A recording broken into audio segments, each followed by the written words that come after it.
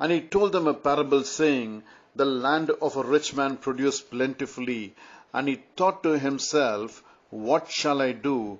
For I have nowhere to store my crops. And he said, I will do this.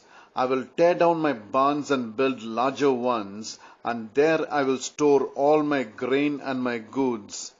And I will say to my soul, Soul, you have ample goods laid up for many years. Relax, eat, drink, and be merry.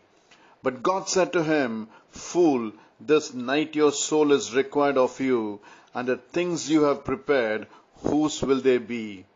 So is the one who lays up treasure for himself and is not rich toward God. Luke chapter 12, verses 16 to 21. The man was rich, and his wealth was acquired by legitimate means. He was also lucky in the sense that his field produced a plentiful harvest.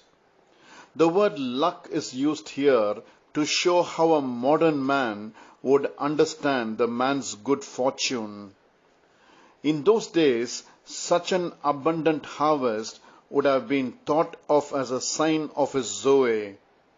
He was also a wise man by worldly standards, since he came up with good ideas to store the extra grain.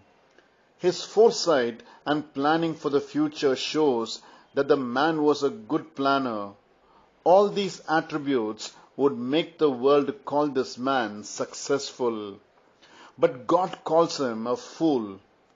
This was because, first of all, the man ignored the giver.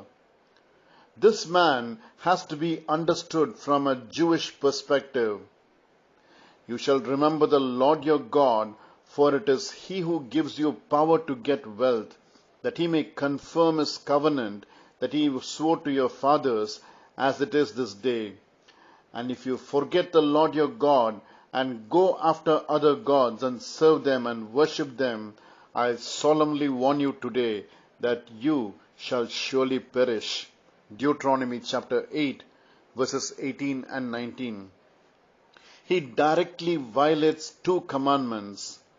Money was his God, his idol. He did not love God. He was a functional atheist. Are we also like him, indulging so much in the gifts, especially those pertaining to this world, which God has lavished on us, and forgetting the giver in our lives? Have a blessed day.